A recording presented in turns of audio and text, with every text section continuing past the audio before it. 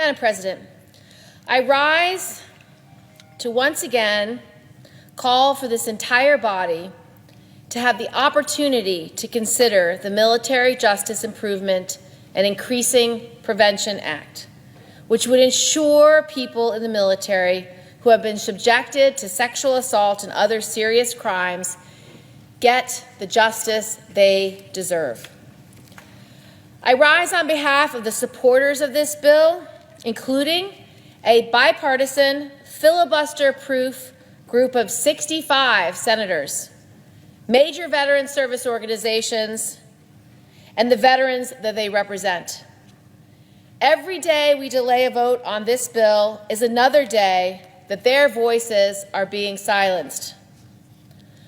Our legislation makes the common sense reform that our veterans and our service members have asked for.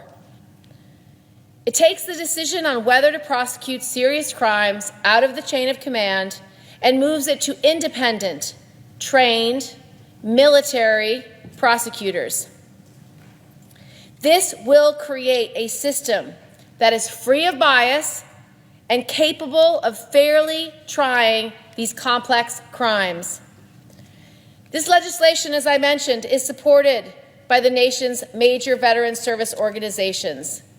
These organizations recognize that this reform would build a military justice system worthy of the service of our members, a system that delivers justice, consequences, and convictions. This bill is supported by the Iraq and Afghanistan Veterans Association. Their CEO, Jeremy Butler, said, I quote, "The status quo with our military chain of command's response to military sexual assault is not working, and this continuing threat to our military requires this common sense solution to protect our service members." It's supported by the American Legion, which recognizes that this legislation will, quote, "improve the system by which the Department of Defense investigates and prosecutes reported cases of military sexual trauma so that it is on par with the civilian system." It's supported by Protect Our Defenders.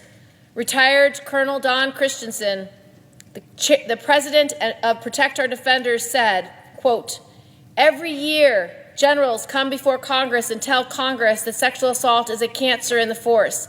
This is a readiness issue. This is a force protection issue. This is an issue that drives out thousands of good men and women every year who want to serve. This reform will finally see the justice that our members deserve and the prevention they deserve." It's supported by the Vietnam Veterans of America. In a letter of support for this legislation, National President John Rowan wrote, "After decades of hearing that the military will not tolerate military sexual assaults and that it has zero tolerance of such, the numbers continue to climb. Vietnam Veterans of America believe it is time to make real change to the process if real action is to be taken in its attention to the victims and the violence. Fear of reporting the crime of sexual assault is a barrier in addressing these justice these victims deserve. Their legal counsel and defense counsel should be no less than a civilian receives in our court system." This bill is supported by the Veteran of Foreign Wars, which counts for more than 1.5 million veterans as members. It's supported by Common Defense. It's supported by SWAN, the Service Women's Action Network. It's supported by the Veterans Recovery Project. It's supported by the National Alliance to End Sexual Violence and the National Coalition Against Domestic Violence. These are veterans.